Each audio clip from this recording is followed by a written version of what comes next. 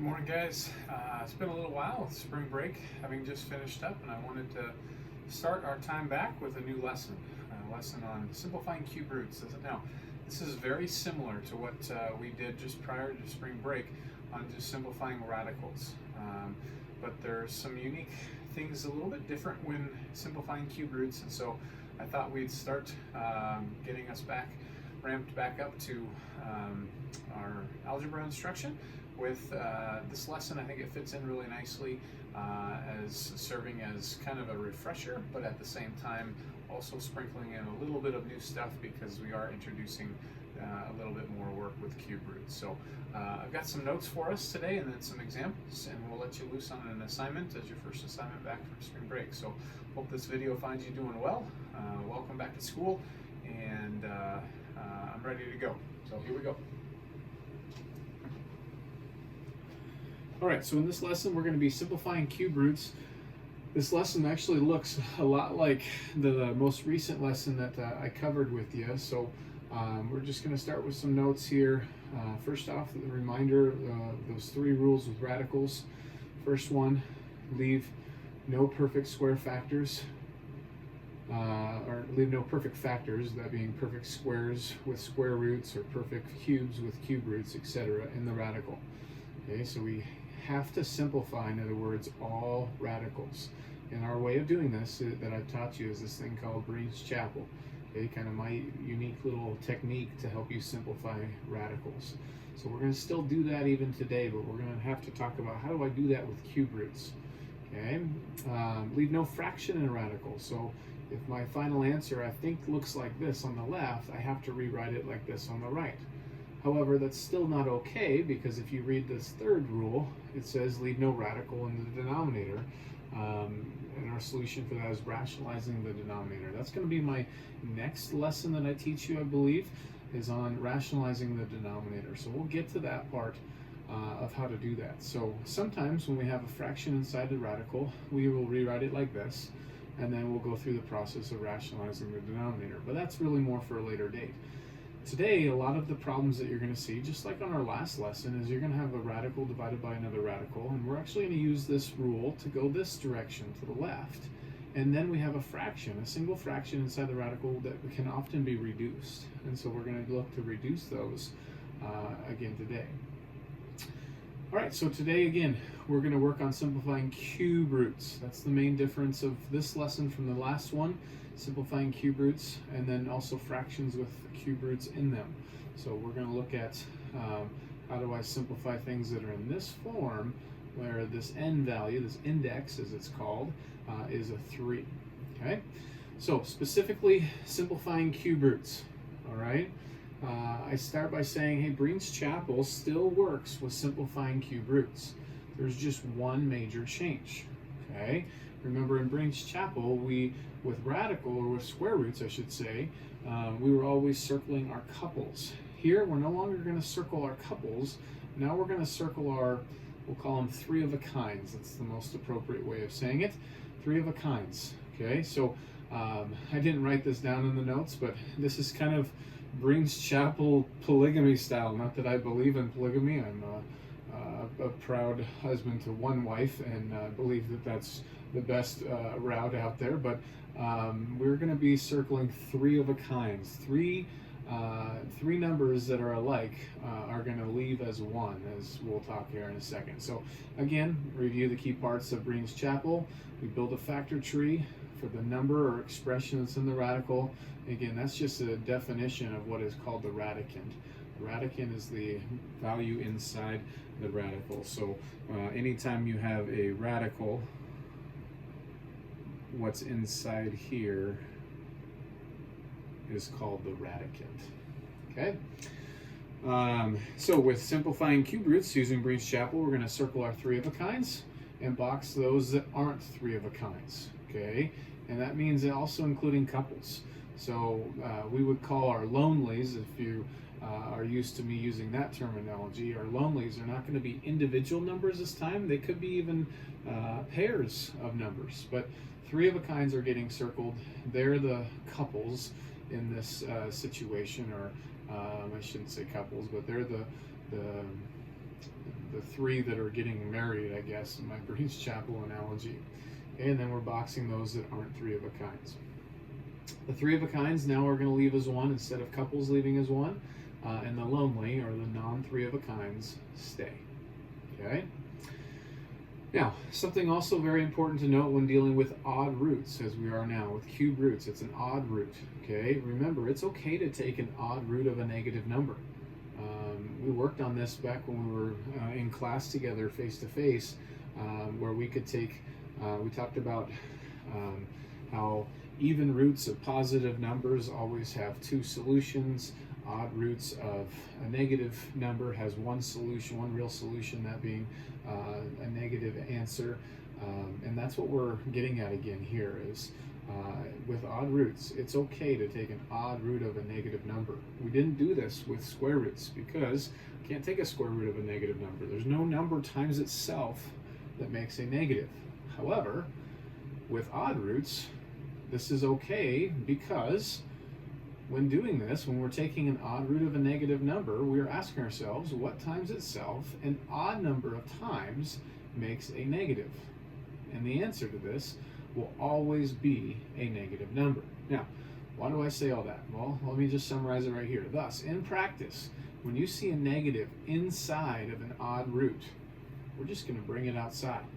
Okay, and so you'll look down here in this first example, or not first, but in the set of examples that we're going to go through together, and you notice here that I have an odd, a third, root of negative 432. So that negative is going to be able to go outside because I'm looking for what times itself 3 times, that's what the index tells us, makes this number. Okay, now there is not one exact nice pretty number that multiplied by itself 3 times makes this number, but we do know that a negative times another negative times a third negative will make a negative. And so what multiplies itself 3 times to make negative 432? Some negative number does. So in practice, a negative inside of an odd root can come on outside in the process of simplifying. Okay, so let's take a look at a couple of these examples together. Let me zoom it in a little bit. I know that this is kind of small. Hopefully that helps and it's a little bigger. So we have the cube root of 375. So just like we said up here, our steps of simplifying radicals, we're going to build a factor tree. Okay, so we're going to go ahead and break down 375, and we think to ourselves, well, what divides evenly into 375? Well, there's a trick. The fact that it ends in a 5, we know that 5 does. And we're looking for 5 times what? Well, a trick of dividing by 5 is divide by 10 and then times by 2. So if I wanted to divide 375 by 10, you move the decimal place right there, 37.5, and now double it, and you would get, doubling this is 60, 14 more, so 74, and then 1 more, 75. Okay, now 75 is also divisible by 5 because it ends in a 5. 5, and once again, dividing by 5 is the same thing as dividing by 10 and doubling. We get 15. And then 15 can still be divided by 5 and 3. Okay, so previously, when we've been doing square roots, we would say, hey, there's a couple of 5s and a lonely 5 and a lonely 3. But this is not a square root. This is a cube root, and this is the major difference of what we're doing here in this lesson is simplifying cube roots. I'm now looking for 3 of a kinds. So at the bottom of my factor tree, notice I've got a 3 of a kind of 5s, 3 5s, and I've got a lonely 3. Okay, so once again, as we just talked about, back up in our notes here, building a factor tree, we circle our 3 of a kinds, notice I did, and then we box those that are lonely, and now the last rule here, 3 of a kinds leave as 1 and lonely stay. Okay, so outside my radical is now a 5. That 3 of a kind is leaving as 1. Okay, and then I have my radical. Now it's so important, you're not used to doing this, but we must write on that little shelf, we must write the 3. Okay, we have to tell the reader what type of radical this is. When I don't write a number, the reader assumes that it's a square root. So if I leave that blank, that would be read as 5 times the square root of whatever's inside. But I don't want that. I need it to be 5 times the cube root because I was dealing with a cube root radical right there. Okay, now what's left lonely? A 3, and so there would be our answer, 5 times the cube root of 3. That is the simplified form of this radical, this cube root radical. Okay, and ultimately the main reason, we go back up here, why is that simpler? It's dealing with this first rule of radicals. Leave no perfect factors in that radical. So what we had here, we had a perfect cube of 5 cubed, or 125 was a factor inside, 125 was a factor inside this number 375, and that's why this is simpler, is we were able to pull that cube root of 125, which is 5, out. Okay, so let's do this again. This time I've got a negative radicand. Okay, so once again, very first easy step, we can just go ahead and pull that negative outside. Remember, as we just got done saying in our notes, a negative inside practically means on a cube root or any odd root that you can pull that negative out.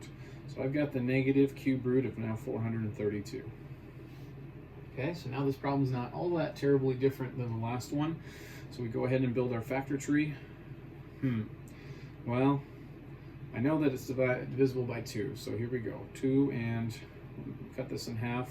Cut 400 in half, you have 232 in half, you have 16, and so it looks like 2 and 216. 216, that breaks down. 2 and 100 breaks 16 down is 8. 2 and 108. And keep going here. 2 and 54. 54, I don't have to go by 2s. I recognize that from my 10 by 10 times table. That's a 9 times a 6. And a 9 is a 3 and a 3. And a 6 is a 3 and a 2. Okay? So now, I know these numbers are a little small here. Sorry about that. Okay? Zoom in maybe a little bit more. Hopefully that's helpful. Okay, so we've built our factor tree. Notice all of the numbers at the bottom of the factor tree are all prime. I've got 2s and 3s, and that's it, right? So the second kind of step in the Breen's Chapel process is we're going to circle our, in this case, because we're dealing with cube roots, we're circling 3 of a kind. So I'm looking at the bottom of the factor tree, and I'm looking for 3 of a kind. There's 3 2s. And then also notice down here I've got 3 3s. Okay, so 3 2s and 3 3s, and then I've got this lonely 2. All right. So this was one of those double weddings where I've got 2 weddings going on, and so we just tackle each of these very much the same. So this 3 of a kind of 2s, okay, gets to leave as 1. So joining that negative that's already outside, I've got a 2. This 3 of a kind of 3s leaves as 1. So I have a 3 on the outside. Multiplication is what holds these together. Times the cube root of what's left lonely, 2. Okay, so clean it up. What's 2 times 3? That's 6. So this would be negative 6 times the cube root of 2, and that would be our answer on how to simplify the cube root of negative 432. Okay. All right, so let's try one with variables. Again, hopefully you remember from our previous lesson on simplifying square roots that the variables should not have made things too much more challenging. Initially, I know that as you look at it, you think, oh, well, I've now got variables. But in fact, I find them actually easier to deal with than the number inside. Okay, so we've got the cube root of 1024. You might recognize 1024 as being a perfect square. However, that's not what I'm interested in here. I'm not interested in perfect squares. I'm looking for perfect cube factors. So I'm going to keep breaking this thing down. Clearly, 2 with 512. 512 is another 2 and 256. 256 is a 2 and 128. 128 is a 2 and 64. 64 is an 8 and an 8. Okay, and then each of those 8s break down as really. Let's do it this way. I'm gonna challenge your thinking here a little bit. Well, no, let's just keep going here. Each of those 8s. So I'm going to bring those 8s up here. Okay.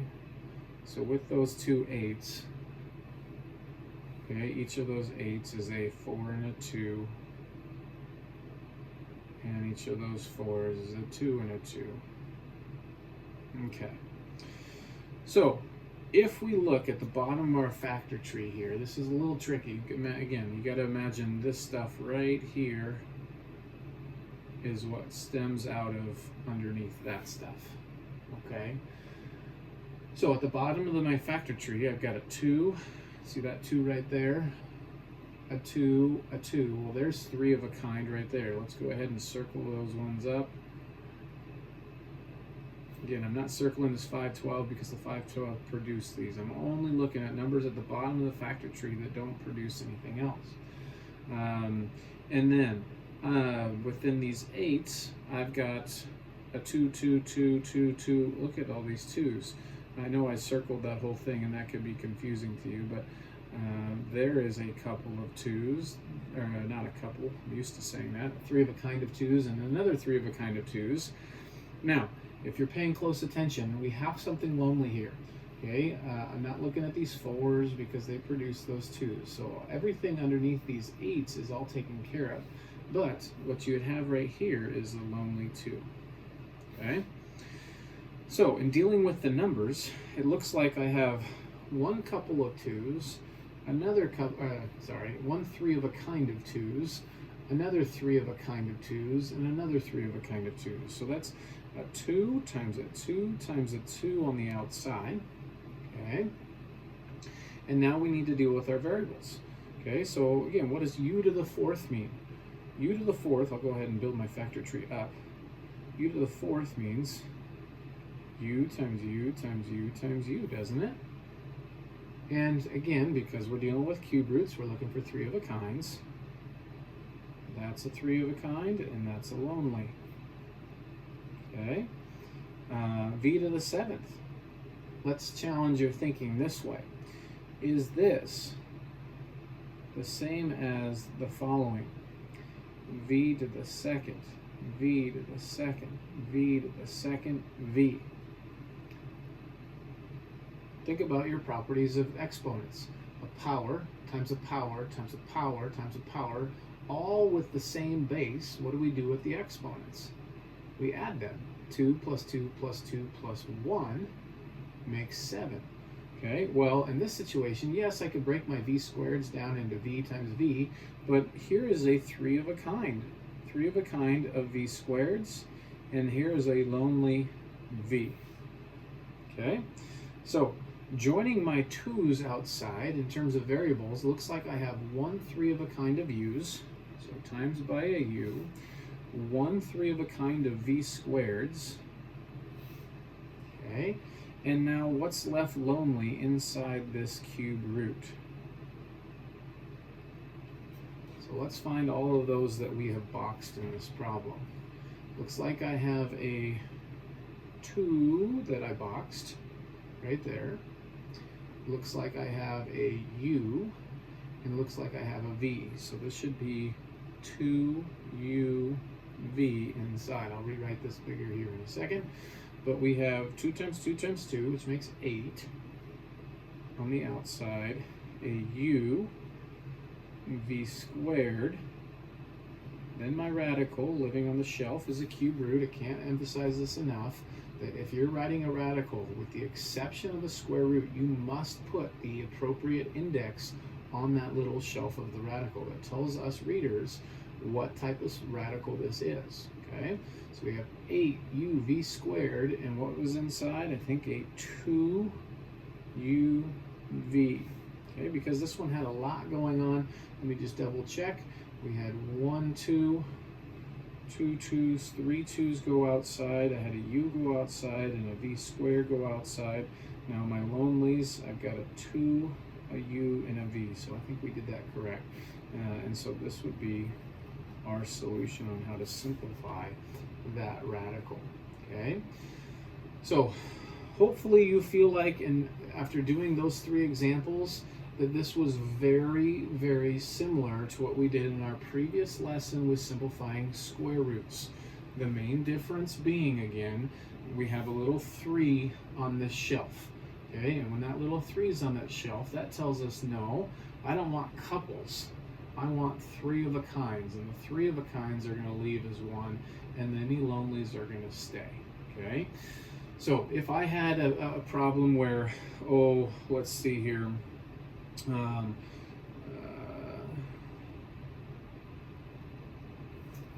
if I had the cube root, sorry, I was thinking for a second. If I had the cube root of 72, okay, hopefully you know that the cube root of 72 breaks down as a 9 times an 8. And an 8 is those 3 2's, right? And the 9 is a 3 and a 3. Just want to emphasize here, because I'm doing a cube root, I'm looking for 3 of a kinds. There is my 3 of a kinds. Here, both of these are considered lonely. Okay, so maybe I'll put a box like that. Okay, so both of those are considered lonely. So when it goes to writing the simplified form of this, I have 1 3 of a kind of 2's that leaves as 1. Then inside my cube root, inside my radical, inside my chapel are my lonelies, and I've got 2 3's or a 9, 3 times 3. So that would be the solution to this. I wanted to give you a quick example of how do I handle if I have a couple left over. Okay, again, a couple, since I'm looking for 3 of a kinds, the index tells us how many of a kind we're looking for in the simplifying process, then these are both considered lonely because they don't yet make a 3 of a kind. Okay, so hopefully that helps. All right, so we zoom out a smidge here to get more of the notes. All right. Okay, so now we're going to take a look at, well, how do we handle when we have some fractions with cube roots in them? Okay, so these are really the same 3 things to keep in mind that I shared with you in your last little lesson that I did. 1, it's okay to leave a radical in the numerator. If you were to go back to those 3 rules with radicals at the top of this set of notes, nowhere does it say you can't have a radical in the numerator up top. We just can't leave a radical in the denominator. So don't feel bad if you have a numerator in your expression, in your answer. It just needs to be in the numerator, in the top. Okay? And as long as it doesn't need to be simplified.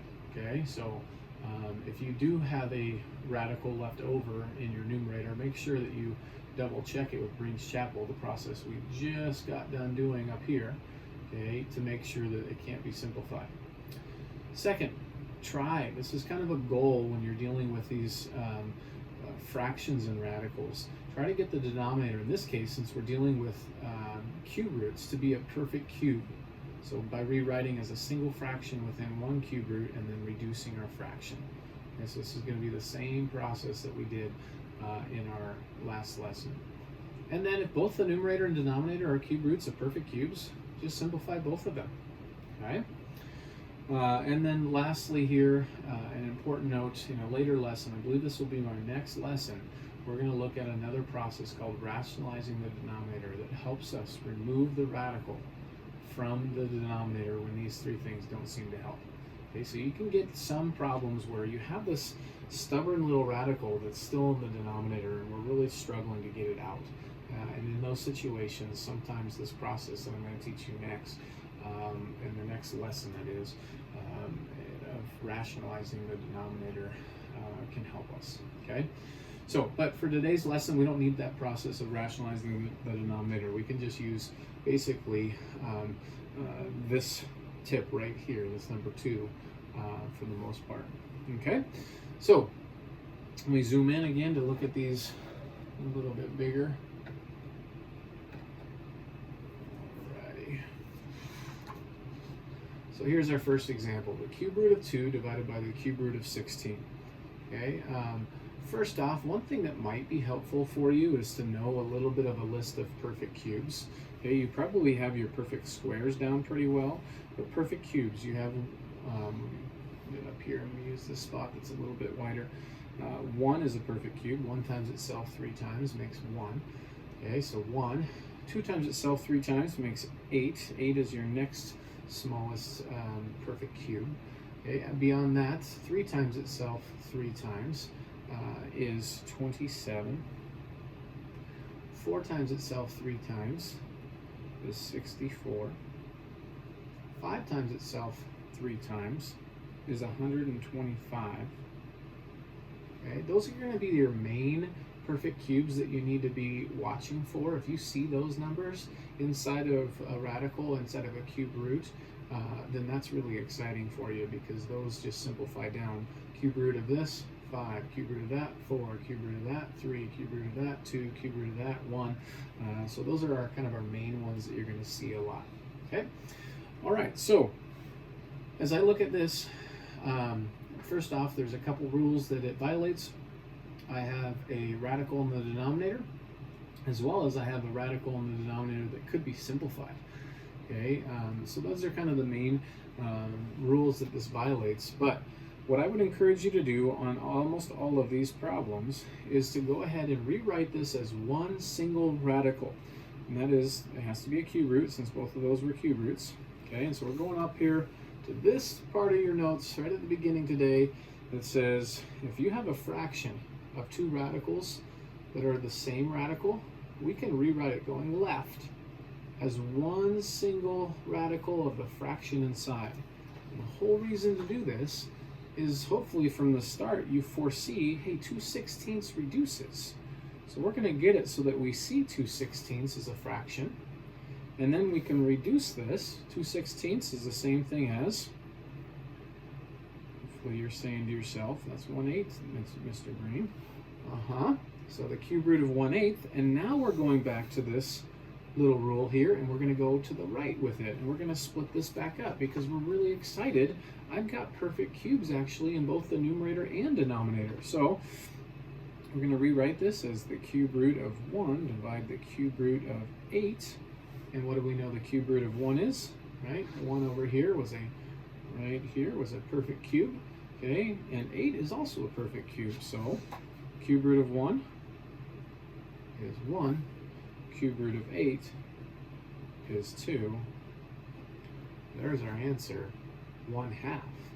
Okay, notice in this situation, I no longer have a radical in this expression at all. We just have a rational answer of 1/2. Okay, so that would be equal to this original rational expression with cube roots in it. Okay, let's take a look at this next one here.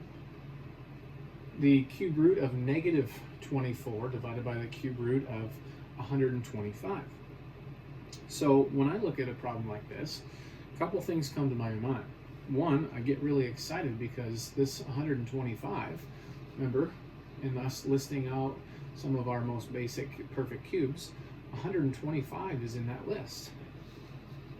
So I know that this denominator, the cube root of 125, is just 5. Now, if that's hard for you, you could break down 125 and do a factor tree and see that there are 3 5s, so there's your 3 of a kind of 5s. The other thing I get really excited about is when I see that negative inside. Remember our notes right here that said, thus in practice, when you see a negative inside of an odd root, just bring it outside. Okay, so let's go do that. So I know that in this problem I can rewrite this as negative of the cube root of 24. Now, I'm not necessarily done. And the reason I know I'm not necessarily done is because I still have a radical in my answer. Now, there's nothing wrong with having a radical in our answer. If you remember our notes right over here, I just said it's okay to leave a radical when it's in the numerator, but I didn't end the sentence there. I said as long as it doesn't need to be simplified. Again, think Breen's Chapel. Okay, so we need to, before we leave this answer, I need to double check, is the cube root of 24 in its simplest form? So off to the side, I'm going to do a little mini problem of breaking down, just like we did on those previous 3 or 4 examples, I'm going to go ahead and break down with a factor tree. 24. Oh, I know that's 8 and 3. Ooh, 8. 8 breaks down as a 4 and a 2, and a 4 is a 2 and a 2. Hey, there is a 3 of a kind, and here is a lonely. So when I have the cube root of 24, I really need to have a 3 of a kind leaving as 1, so a 2 on the outside and a 3 on the inside. So let's rewrite that. Again, keeping in mind that there's already a negative outside that 2 joins. So I have negative 2. Draw your little radical. Put your little 3 on the shelf. So negative 2 times the cube root of, lonely stay inside. A 3 was lonely. All divided by 5. Okay? Because of the divide by 5, right? All what I just worked on right here was just the numerator, or just that part attached to the negative in the numerator. Okay, so that ends up being our answer on this problem. That's a good problem there, because it helps you see, hey, just because I don't have a radical in the denominator, and I don't have a fraction inside my radical, doesn't necessarily mean I'm done. Okay, always have to stop anytime you have a radical in your answer and make sure that radical is in its simplest form. All right, let's finish things out with another one like this. Okay, a couple ways you could do this. I'm going to go ahead and do this what I would say is the easiest way is, right off the bat, I notice my denominator is not a perfect cube. So I'm not going to just go ahead and take the cube root of this and the cube root of that. Okay, the simplest way would be to, wait, 2 and 18 reduce in some way. So let's rewrite this as one single fraction. So I have the cube root of negative 18 divided negative 2. And what's a negative divided by a negative make? Positive. And how many times does 2 go into 18? Hopefully you're telling me 9. And so this just simplifies to the cube root of 9. Now, this might be my answer, but I also, again, just like on this last problem, anytime I'm leaving in my answer a radical, I need to make sure it can't be simplified. Well, 9 breaks down as a 3 and a 3, but only a 3 and a 3. That's not a 3 of a kind, which is what I need since I'm dealing with a cube root. Okay, and so in this situation, this is as simple as it can go, because I would just have to box those 2 lonely 3s and throw them back inside, and so then I would get the exact same thing right here. Okay, so this ends up being our answer to that problem. Another way that you could have done it, you could have said, well, Mr. Breen, I thought when a negative is on the inside of an odd root, we can throw it outside. Yes, we could have, and a negative divided by a negative right there makes the same positive, and so then you'd be left with 18 over 2, or 9, the same answer. Okay.